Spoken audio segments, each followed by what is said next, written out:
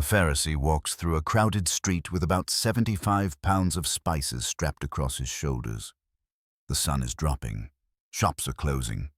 Everyone is rushing because Sabbath begins at sundown. He is not headed to a banquet. He is going to a tomb. The man is Nicodemus. He once met Jesus in the dark because daylight meant risk with the Sanhedrin, the high council that judged religious cases. Now the same man steps into light with weight in his hands and a choice in his chest. He did not start brave. He started curious. John says, "This man came to Jesus by night," John 3:2. Short, at night he asked careful questions about new birth. At night he protected his name. At night he kept the conversation safe. Many of us live there. We pray in private, but we dodge faith talk when the group jokes. We read a verse before bed, but we hold back when a friend asks what we believe. Private learning is a start. It is not the finish. I think about a Monday I spent in a conference room with tinted glass. A co-worker was being blamed for a delay he did not cause. I knew the emails. I knew the real story. My pulse jumped. I wanted to stay quiet because quiet felt safe. Then I remembered that the meeting would end, but the story would keep living in someone's file. I raised my hand. I said one sentence that named the facts. The room cooled. It cost me a little comfort. It gave my coworker a clean slate. That moment taught me what Nicodemus is about to show us. When truth moves from night to day, it chooses a public shape. Here is the simple claim for this whole journey with him.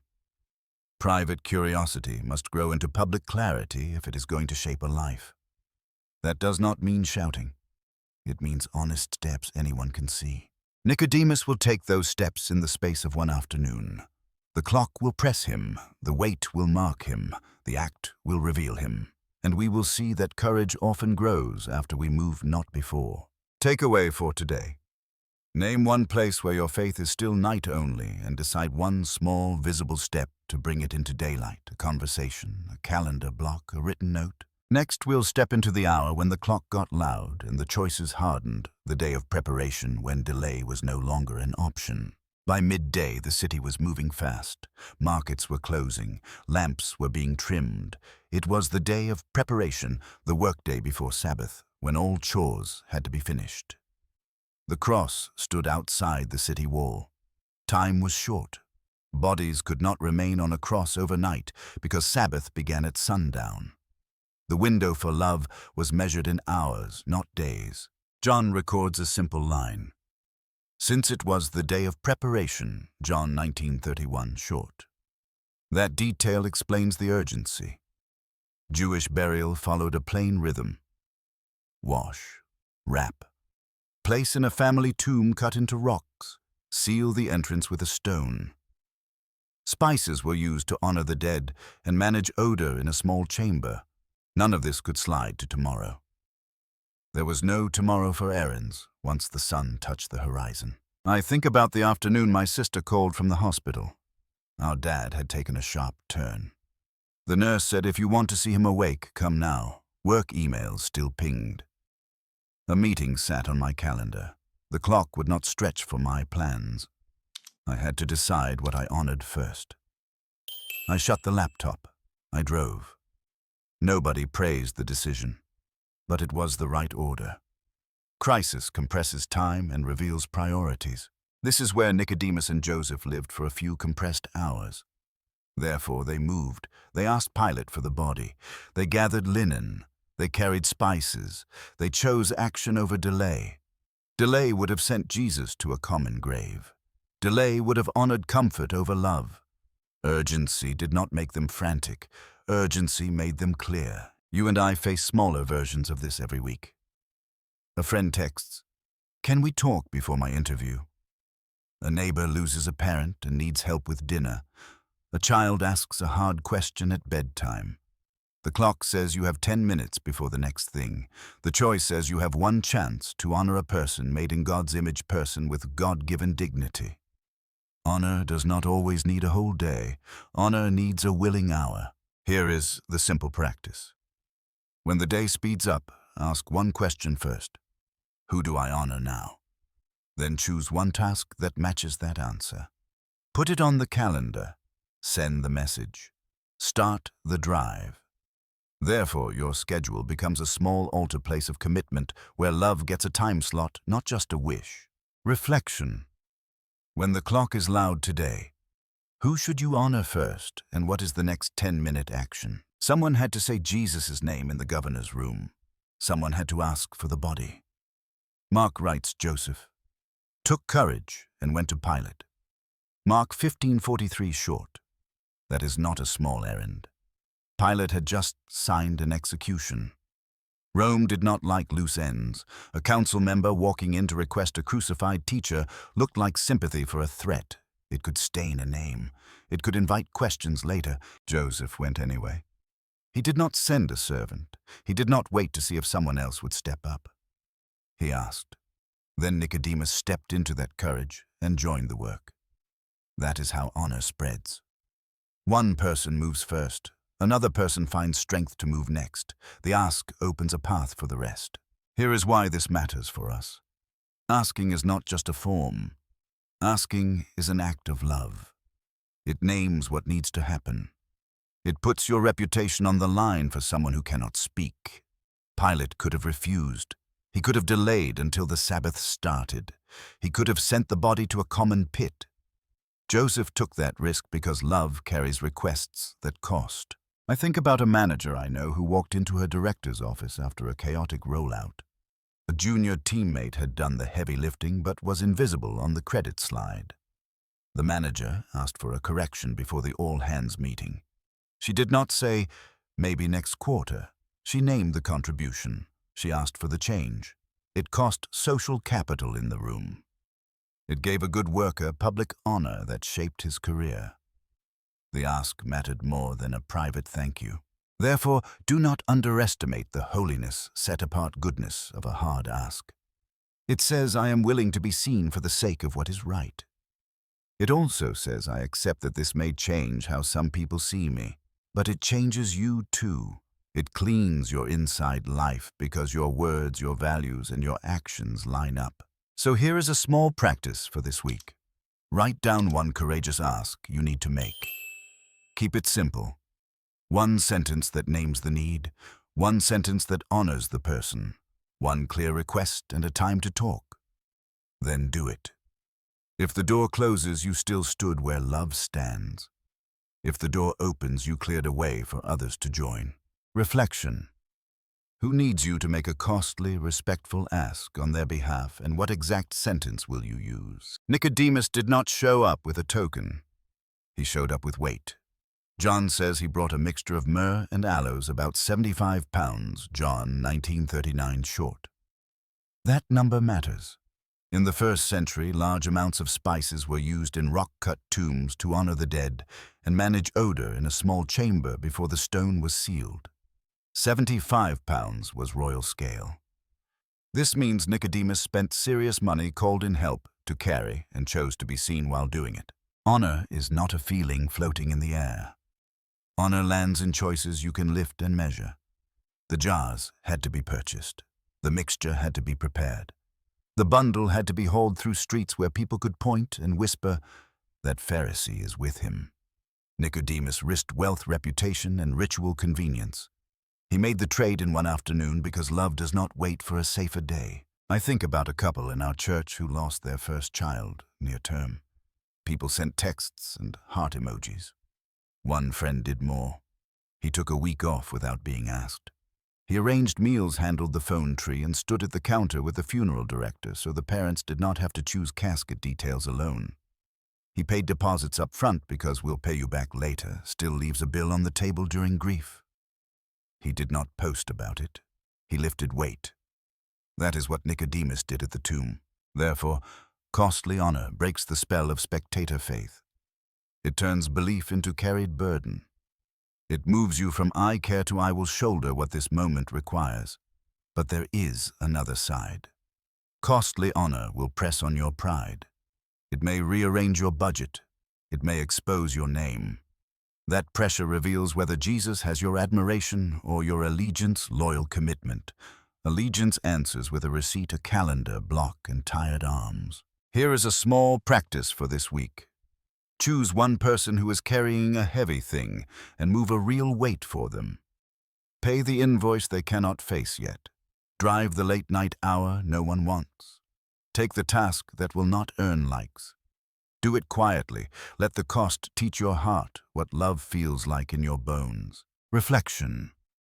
What specific cost, time, money, or reputation would show love this week instead of only signaling it? Joseph and Nicodemus did not outsource love. They used their hands. John writes, "They bound it in linen cloths with the spices." John 1940. Short. That sentence is simple. The work was not. They had to lower a real body. They had to lift a real weight. They had to move with care and speed because sundown was near. Burial customs were plain in their day. The body was washed. The body was wrapped in strips of linen. Spices were placed between layers to honor the dead and manage odor in a small rock tomb. A final cloth went around the head. The men worked in view of others near the garden. This was not a private vigil. This was a public act with a name on it. Touching a corpse made a person ceremonially unclean for a time, temporary restriction from temple worship. This means a devout Pharisee would usually avoid the task. Nicodemus chose compassion over convenience. Joseph did the same. They accepted a waiting period before temple services in order to keep faith with love. Their choice shows order. People matter more than platforms. Mercy stands before optics. I remember the afternoon my brother and I dressed our grandfather. The hospice nurse explained each step. We moved slow. We buttoned his shirt. We combed his hair because he cared about that. It felt heavy and good at the same time. No one else could thank us. He could not speak, but the task gave him dignity. That day changed how I think about service. Talk is easy. Hands tell the truth. The he. Therefore, the gospel presses us toward embodied care. Words matter. Bodies live and ache in real rooms. Someone must hold the other end of the sheet. Someone must make the call no one wants to make. Someone must drive the last ride home. Faith grows when fingers learn what love asks them to do. Faith deepens when shoulders carry what love assigns. But you may feel clumsy. You may fear doing it wrong. Start small and concrete. Write the checklist for a friend who is overwhelmed. Package the medications into a Monday through Sunday box. Sit beside the hospital bed and keep the log of vitals so the night nurse has clean notes. These quiet tasks build a temple of trust around a hurting person. These acts say, "You are not alone." Here's a simple practice for this week. Pick one act that requires your body. Cook a meal and deliver it warm. Offer to handle pickups for a neighbor's kids for 2 days. Fold laundry for the new parent who has not slept. Put it on your calendar now. Show up and finish the task. Do it without a speech. Let your hands carry the message. Reflection. Where can your hands carry love this week instead of your lips alone? And what is the first 5-minute step? Hiding ended at the tomb door. John hints that Joseph was a disciple of Jesus, but secretly for fear, John 19:38 short. That line used to fit Nicodemus too. But linen and stone do not keep secrets. When you carry a body through a garden, people see you. When you buy 75 pounds of spices, shopkeepers remember. When you step toward a cross, you step out of cover. Jerusalem was a tight city. Streets were narrow. News traveled by doorstep and market stall. Council members were known by face. Robe and roll. Aligning with Jesus after an execution invited mockery, suspicion, and slow penalties that did not come with a memo. Invitations thin out. Deals cool. Side glances multiply. Reputation erodes by inches. That is the cost that clung to Joseph and Nicodemus as they worked before sundown. I think about a teacher who decided to live her convictions at school with both grace and clarity. She did not preach in class. She did her job with skill, but she refused to shade grades to please a parent with influence. She advocated for a student who had no advocate. She declined a small cheat that would have padded test scores. She was kind and steady. It cost her 2 good references and a fast track to a role she once wanted. It gave her clean sleep and the respect of quiet colleagues who noticed. Integrity pulled her from secret to seen, and the soul relief surprised her. Here is the paradox. We fear visibility because we think it will squeeze our life. Often it frees us. Double life is heavy. You spend energy editing yourself in every room. You keep a running check. What did I say here? What did I hide there? When Joseph asked and Nicodemus carried, the inside and the outside finally matched. Therefore, the burden of managing appearances fell off. They could be the same person in the council chamber and in the garden. That is a gift hidden inside costly obedience. But you do not have to announce yourself with a speech. Visibility is not volume. Visibility is alignment. It is the quiet consistency of doing the next faithful thing in the open. It is signing your name to a decision that reflects your Lord's heart. It is declining the benefit that would require a lie. It is putting your reputation in the same place your prayers already live. Here is a simple practice. Name one room where you still edit truth to stay comfortable. Team meeting group, chat, family, text. Decide one small gracious action that aligns your outside with your inside. Keep it concrete. Approve the fair policy. Credit the uncredited worker by name. Offer the apology with no defense. Put it on the calendar and do it. Reflection. What single step signed, sent, or spoken would move you from secret to seen with grace this week? Years earlier, Nicodemus heard a sentence that puzzled him. Jesus said, "As Moses lifted up the serpent, so must the Son of Man be lifted up." John 3:14. Short. That night he nodded, but the picture stayed cloudy. Now he stood near a cross. The words met the scene.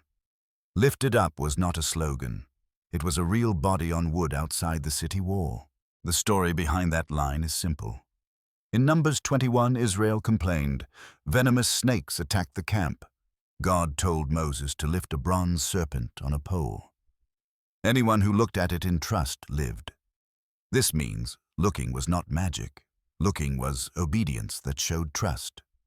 Jesus connected that moment to himself. He said the rescue pattern would repeat at a higher level. Nicodemus watched soldiers step back. He saw the sign over the head. He saw the nails. He saw the spear. The pattern locked into place. Look and live became believe and live. The symbol became a person. The act of lifting became the cross. The trust that heals moved from bronze to blood. Understanding arrived in the same hour as obedience. I think about a moment with a young dad in our church. He had heard many sermons on forgiveness. He agreed with all of them, but the message stayed in the night of ideas. Then his brother borrowed money and never repaid it. Anger tied his stomach in knots. One afternoon he sat with his Bible and read the short line, "Forgive as the Lord forgave you." Call 3:13 short. He called his brother. He canceled the debt. He set a boundary for the future. Only then did the teaching make full sense. He said, "I did not understand forgiveness until I did it." Understanding followed obedience, not the other way around. Therefore, faith is not a puzzle you solve before you move. Faith is a step you take because Jesus already moved first. You may still have questions. You can carry them while you act. You forgive and then feel the release. You tell the truth and then sleep better. You return the item and then your mind grows quiet again. Nicodemus honored Jesus, and then the night lesson turned clear. But do not confuse speed with faith. Faith is not rushing. Faith is doing the next faithful thing you already know to do. Pray the simple prayer. Make the call you have avoided. Confess the half-truth you told last week. Give the help you have delayed. These are small lifts toward the one who was lifted up for you. Here is a simple practice. Write one sentence you heard from Jesus that you have not yet acted on. Keep it short. Put one concrete action next to it. Do it today if you can. Then watch how clarity grows after you move. Reflection. What truth have you already heard that will only make sense after you act on it this week? Royal honor in a garden looks like jars of myrrh and aloes. Royal honor on a Monday looks like a calendar block, a budget line, and a steady voice. James puts it plain: be doers of the word and not hearers only. James 1:22. Short. This means love becomes visible through choices others can notice. Not for applause, for care, not for image, for integrity. Start with your time. Open your week and pick one person who is carrying something heavy. Give them a place on your schedule before the urgent noise fills every gap. If you wait for free time, grief and stress will not wait with you. Nicodemus did not wait. He moved before sundown. We move before the day is gone. Then look at your money. Love costs. It might be covering a copay for a single parent. It might be groceries for the family between jobs. It might be funding a quiet project at church that helps kids read after school. This is not about grand gestures. This is about honest weight. You feel it when you send it. That is good. Cost teaches our hearts where our treasure lives. Treasure means what you value most. Now check your words. Honor uses speech to lift the low and write the record. Send the email that names a teammate's work. Write the reference that opens a door. Make the phone call that owns your part in a conflict. Keep the sentences short. Keep the tone clean. Nicodemus and Joseph used their hands, but their witness also lived in the story people told after they showed up. They carried, they cared. I think about a small business owner who once told me his weekly rhythm. Every Monday at lunch, he walks the shop and asks one worker, "What's one thing I can carry for you this week?" Sometimes he takes a late shift so a dad can make a school play. Sometimes he covers a class fee so a technician can finish certification. Sometimes he writes a note to a worker's family to say, "We see your sacrifice too." Revenue did not spike. Turnover dropped. The room changed. He said, "Honor built a culture. It also built my soul." Therefore, your royal honor is not hidden in a distant past. It is within reach by 5 p.m. tomorrow. Choose one person, one cost, one act. Put it where you cannot ignore it on your phone calendar, with an alert in your budget app, with a category in your task list with a due time. Then, finish it. Finishing is part of honor. Half-done help is not help. But what if you feel small or unsure? Start where you stand. Fold a load of laundry for a neighbor with a newborn. Sit with a friend in the waiting room so they are not alone. Order dinner to arrive at 6:30 so a caregiver can eat while the patient sleeps. These are not side notes in God's kingdom. These are frontline acts. Jesus called a cup of cold water seen and valued by the Father. This means nothing is minor when love carries the weight. Takeaway for today. Decide your royal 3-1 person to honor one cost, to carry one action to finish, and lock them in your week before tonight. Reflection. What one costly concrete act of honor will you put on today's calendar, and what time will you finish it? In one afternoon, Nicodemus moved from fear to honor. He asked when others stayed silent. He carried weight when talk was cheap. He used his hands to give a broken body dignity before sundown. Joseph walked first. Nicodemus walked with him. Courage grew after they moved. Understanding followed obedience. That pattern is within reach this week. Here is your simple path. Name one person to honor. Name one cost to carry. Pick one time to finish. Put it where you must see it. Then do it. Do not wait for a perfect feeling. Faith often feels clearer after you act. Scripture points the way. Let us not love in word or talk, but in deed and in truth. 1 John 3:18. Short. This means your calendar and your budget preach louder than your status update. If this journey helped you, share it with a friend who needs courage today. Drop your Royal 3 in the comments so our community can cheer you on. Subscribe so you do not miss the next episode where we'll learn how to finish faithfully when the garden grows quiet and the stone is near. Reflection. What is the next faithful deed you will finish today, and what time will you do it?